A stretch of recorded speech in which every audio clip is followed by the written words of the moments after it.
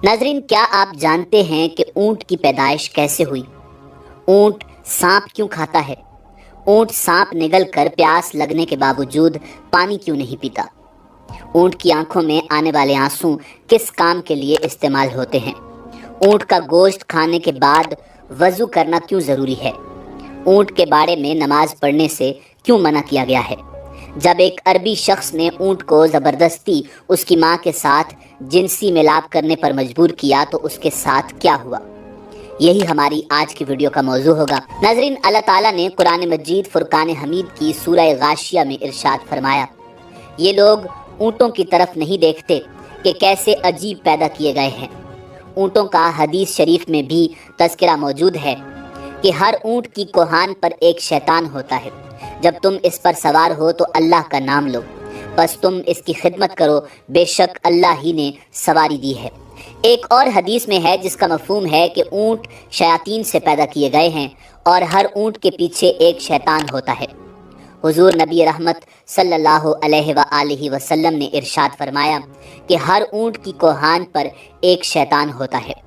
जब ऊँट पर सवार हो तो अल्लाह का नाम लो और अपने कामों में कोई कोताही न करो। नाजरीन, ऊँट का शुमार दुनिया में पाए जाने वाले कदीम जानवरों में होता है और सदियों से ऊँट इंसान की खिदमत करता चला आ रहा है।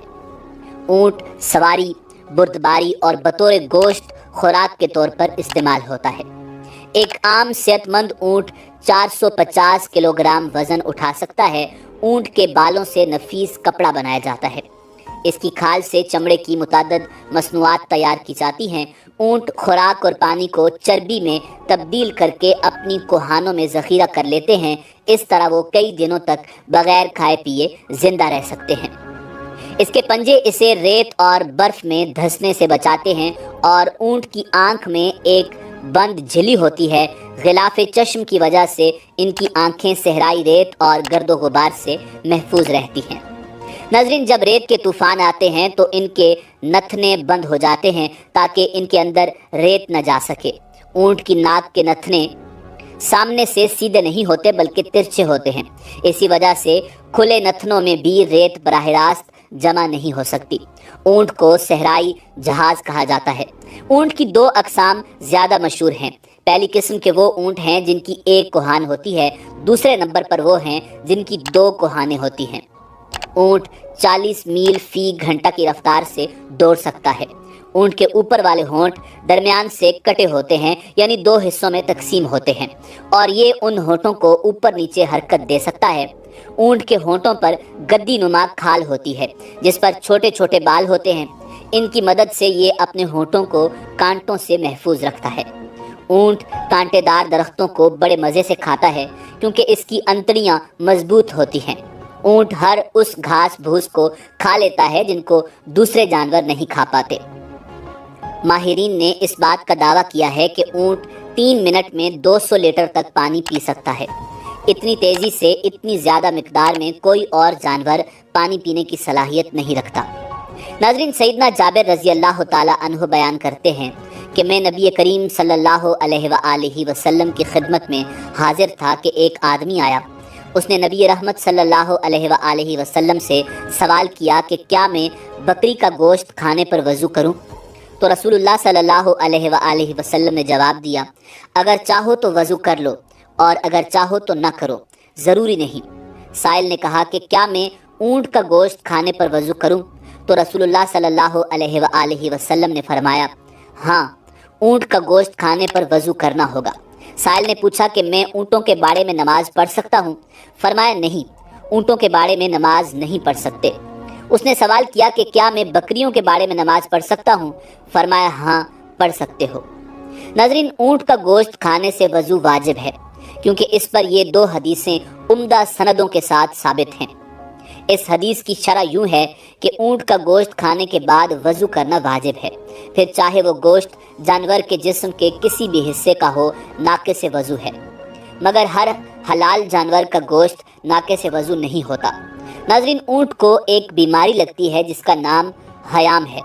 बाज़ माहिरीन के नज़दीक इस बीमारी का इलाज सांप को ज़िंदा निगलना है। ये भी कहा जाता है कि बाज़ औक़ात ऊँट सांप को खा लेता है जिसके जहर की वजह से उसको शदीद प्यास लगती है। اونٹ اس حالت میں سانپ کے زہریلے اثر، پیاس کی شدت کی وجہ سے ایک ہی سانس میں وافر مقدار میں پانی پی لیتا ہے، مگر سیراب نہیں ہوتا۔ سانپ کو نگلنے کی وجہ سے اونٹ کی آنکھوں سے آنسو جاری ہو جاتے ہیں۔ ان آنسوؤں کو بہت قیمتی تصور کیا جاتا ہے۔ انہیں چمڑے کی چھوٹی تھیلی میں محفوظ کر لیا جاتا ہے۔ یہ آنسو سانپ کے ڈسنے کا مجرب علاج ہیں۔ ان آنسوؤں سے متعدد بیماریوں کا علاج اور زہر کا علاج بھی کیا جاتا ہے۔ ناظرین، اونٹ کی خصوصیات میں یہ بات بھی شامل ہے کہ یہ اپنی ماں کے ساتھ جنسی ملاپ نہیں کرتا۔ اس پر کتاب حیات الحیوانات میں ایک مشہور واقعہ بھی موجود ہے۔ قدیم زمانے میں ایک عربی شخص نے اونٹنی کو ایک کپڑے سے باندھ کر اس کے نوجوان بچے کو اس پر چھوڑ دیا۔ وہ اونٹنی کا بچہ جب جنسی ملاپ کے لیے اپنی ماں پر سوار ہوا تو اس نے اپنی ماں کو پہچان لیا، تو اس نے اپنے ذکر کو اپنے دانتوں سے کاٹ لیا۔ پھر وہ اس آدمی سے بغض رکھنے لگا، یہاں تک کہ اس نوجوان اونٹ نے اس آدمی کو مار ڈالا اور پھر اونٹ نے اپنے آپ کو بھی ہلاک کر دیا۔ ناظرین، ماہرین حیوانات نے لکھا ہے کہ جس وقت اونٹ کو غصہ آتا ہے تو وہ کسی کو بھی خاطر میں نہیں لاتا۔ اس وقت اونٹ بدخلق ہو جاتا ہے۔ اونٹ کے منہ سے سرخ کھال نکلتی ہے، یہ اس سے اپنے پیٹ سے نکال کر پھونک مارنے لگتا ہے اور بلبلانے لگتا ہے اور اس کے منہ سے جھاگ نکلنے لگتی ہے۔ اس طرح غصے کی حالت میں کھانا پینا ترک کر دیتا ہے۔ اونٹ سب سے زیادہ بغض اور کینہ رکھنے والا جانور ہے، مگر اسی کے ساتھ ساتھ اس میں صبر و تحمل اور دوسروں پر حملہ کرنے کی صلاحیت بھی موجود ہوتی ہے۔ اونٹ کی خصوصیات میں یہ بات بھی شامل ہے کہ یہ اپنی ماں سے جنسی ملاپ نہیں کرتا۔ ناظرین، اونٹ کے بدن میں پتا نہیں ہوتا، شاید اسی لیے اس کے اندر صبر و تحمل کی بے پناہ قوت ہوتی ہے۔ ناظرین، اونٹ کے اندر نہایت اطاعت اور فرما برداری کا جذبہ ہوتا ہے۔ اس کی فرما برداری کا یہی عالم ہے کہ اگر کوئی چوہیا اس کی نکیل دبا کر جہاں لے جانا چاہے آسانی کے ساتھ لے جا سکتی ہے، کیونکہ یہ اطاعت سے کبھی روگردانی نہیں کرتا۔ اونٹ کے جگر میں عجیب و غریب چیز پائی جاتی ہے جو پتا کی طرح ہوتی ہے۔ غالباً وہ ایک قسم کی کھال ہوتی ہے جس میں لعاب لگا ہوتا ہے۔ ماہرین کے مطابق اس کھال کا یہ فائدہ ہے کہ اگر اسے بطور سرما استعمال کیا جائے تو آنکھوں پر نکلنے والے دانے ختم ہو جاتے ہیں۔